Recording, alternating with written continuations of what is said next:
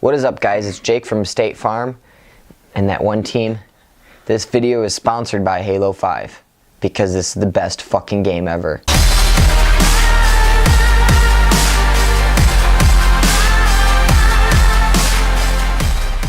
We are doing the Die R2 review and giveaway. Okay, the giveaways watch at the end of the video. People keep on asking, how do I enter the giveaway? I'm going to say this too. We are probably going to get an M2 and we're probably going to give that away too eventually. Don't start asking, how do I enter the next giveaway? Because we don't know yet. Every giveaway is sort of different. Okay, so this is the bad boy right here. We got the nice blue one, okay, and we got to beat the living shit out of this thing, and we have had a blast doing it. Okay, now if you guys know, I'm not the most biggest original Rotor fan. I mean, it seemed to jam too much for my liking, and it just really wasn't my cup of tea. I just really didn't like it. There is other things out there. I owned 3 Rotors, and I just ended up selling them all because I was just like, hey, I got a new Rotor, I'm gonna give it another try. And I hate it again, and so I was just like, this is gonna be about the same exact thing. And it really wasn't, but at the same time, it sort of was. It's still a Rotor, just I like the whole cool 260 mode thing. So if you guys don't know and you live under a rock, is that this thing can expand to 260 if you guys watch the unboxing. What you can do is you can take this little lever. There's a lever right here, this black lever, and move side to side. If you move it to the side that says 200 to 260, and you take this and you just pull it up slowly but surely, it goes to 200 or 260. It goes from 200 to 260. Okay, and ours is blue because Team Insanity, and we're blue. So it is very, very cool. Actually, that's very cool. And so mid-game, all of a sudden, you're on your last pod and you're in that one-on-one snap shoot battle. You bring it down. Now, does it make a huge difference? I mean, that's how it looks with 260.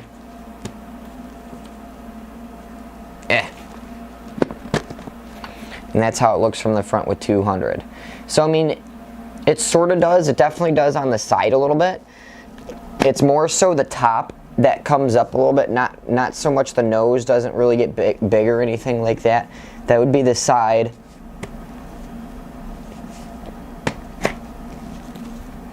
Now, I mean, yeah, it makes a difference, but it's not a huge difference. Okay, it's like the Spire 200 and 260. Not that big of a difference at all. It's a very, very minor difference. You can sort of tell it's just a little bit fatter in some areas, and I mean, it's just 60 more paintballs. So, I mean, it's a pretty cool design. Now, also with the lid, that I did not like about the original Rotor is like how long it took to take the lid off, as you had to like bust out a screwdriver and all that fun stuff, to where now you just have the quick disassembly for the lid. There's a little black tab on it and you push it forward, I believe, and the lid pops out like that, and now you can change it to a speed feed. That's really, really cool. I'm glad that they did that. I mean, they sort of had to, especially because of what you can do with the Spires and all that, is that it's a very, very fast change system in terms of, you know, changing the Spire around and all that. If you guys don't know, I have my Spire right here. Take that off and then you put the lid on. I mean, it's very, very fast and it's very simple. I mean, so they kind of had to come up with something a little bit better than the old, you know, take out 5 screw method, or however many stupid screws it was, to put a lid on, or to take the lid off and put a speed feed back on. But now, since we took off the lid, I'm just going to start disassembling it. Now, for this one, you're going to go to take the cap off. Instead of going over to the 260 way, I'm going to go over to the unlock way, which it is clearly marked. And it comes off just like that. Okay, very, very easy. Now, at first, when I saw the design, I thought this was going to be like some sort of stupid plastic that expect and like you know, like I don't really know. I was just like that's kind of weird. So, but it's one solid piece of plastic. Now, this all comes out in one little turn. Well, instead of having to take out the tray and everything else that you had to do in the last rotor, there's this little tab on the inside in here. What you want to do is you want to push that tab, or you want to push that tab down, and that's going to unlock. There's these. If you have the rotor with you, if you have it in front of you, you'll be able to see it. If you don't have it in front of you, you're probably not going to be able to see it. But there's these two little black tabs right there. It's still kind of a pain. I wish they would have went with like one tab, and you have to push those tabs in. You pull up on that orange thing, and you kind of, and boom, that's how that whole entire tray now comes out. And that's the little ramp. If you guys don't know, this is actually really cool. So as you start feeding all your paint, and you keep on going, yada yada yada, you're shooting, and you start losing paint, you know, the lid comes up and feeds the rest into the system. Now, just like the original rotor, you can just start taking and throwing everything out. Now, what's really cool that I actually really like is that here's the motor. You can take the motor out all in one shot. You just move the two tabs to the side, and that motor is going to come right out. Here's the motor. So now, if you really want to, you can take all of these items and throw it in a nice warm water or whatever, and you won't have to worry about getting water damage or your rotor motor doing anything funky like that, which is pretty cool because I like to give some of my gear deep soaking, especially after something like this weekend, which we did Clowns vs. Zombies. So now, as you can tell, is that it makes a sound when you turn it on, okay? And that's sort of a good thing and a bad thing, because that sound, I mean, you can turn it off, but as you start losing your paint and as you keep on shooting your paint, it starts telling you when to reload, which is kind of cool, but it's not kind of cool at the same time. If you're like playing pump and you're on those last few rounds and you're like sneaking up behind someone and you just start shooting and it starts making this beeping noise, so you can't turn it off. For me, I kind of found it amusing. It was fun to have at first because it sort of does remind you to reload a little bit. It is kind of cool. It half works, it half doesn't work for them, and you kind of have to reset it sometimes. I don't know, it's kind of weird. I haven't figured it all like 100% out. And so you can actually turn that off. There's a dip switch. There's number one, one's labeled number 1, and one's labeled number 2.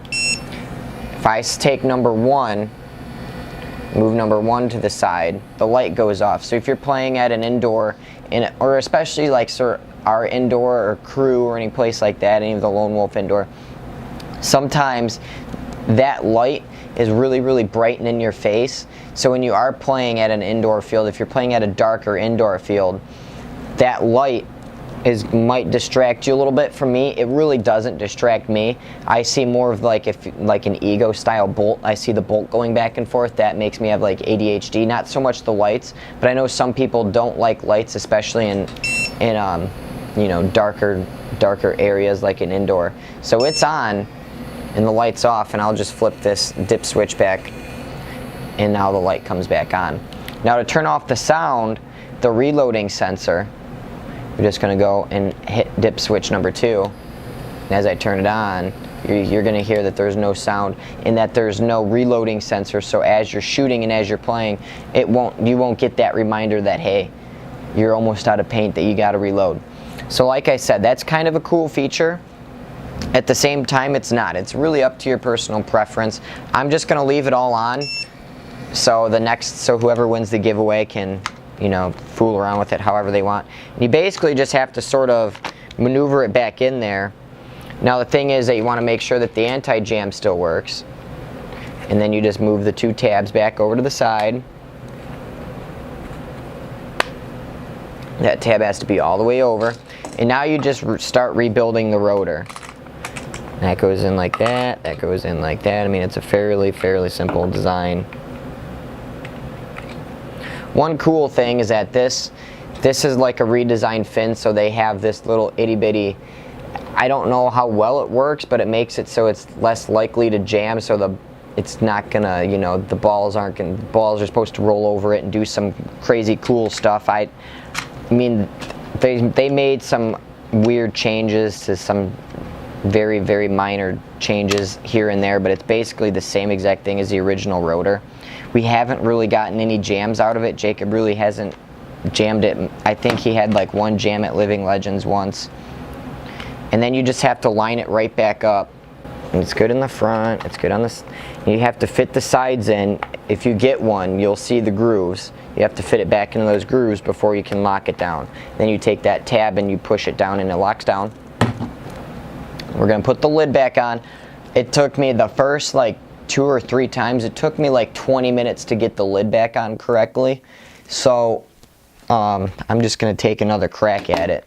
Like I said, if you get one, you'll be able to see all this. It's kind of hard to get on camera, but there's like this little ridge, this little hole thing that you're supposed to take this tab and get it into and line it everything up correctly so the 2 pins on the side of this lid fit in perfectly. And it's kind of a pain in the ass, I'm not gonna lie. This is I mean, you have to line everything up and make sure that it's 100% correct. I don't know how I did that, but it works. To put this back on, this took me sort of like a minute to figure it out, not really. This is like when it starts to feel really, really cheap and plasticky, because you kind of have to squeeze the sides of the plastic shell to actually get it to work.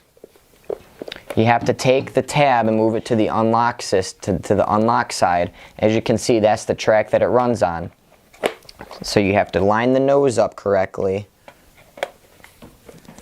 move the tab to the unlock side, and sort of squeeze the sides so it fits back down correctly.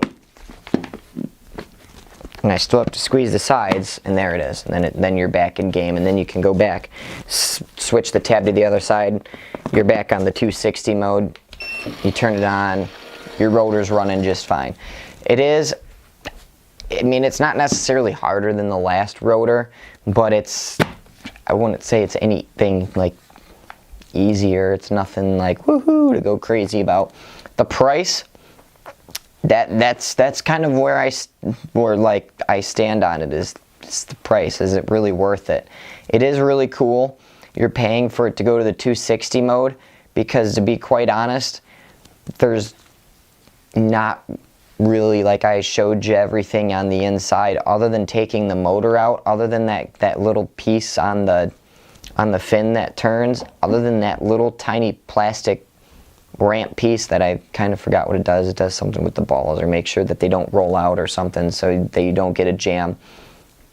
Other than like very minor things, there's nothing really different internally, other than that reload sensor, which is kind of cool.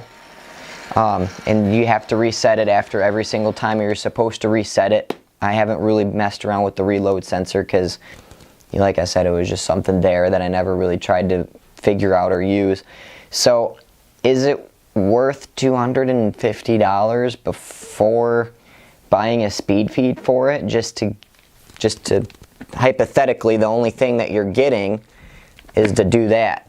I mean, what else are you getting in this that the original rotor really doesn't have? This and the reload sensor, that's about it. It's sort of identical. Okay, there's very, very few changes. So is it worth buying the new R2?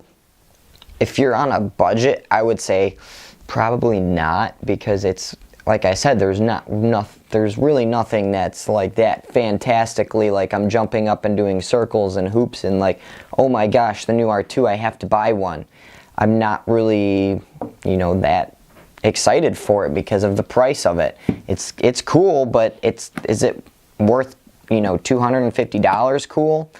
Not really, and that's before a speed feed. That's why we never really bought a speed feed. We're like, really spending like almost $300 by the time you buy a speed feed and everything for a stupid hopper?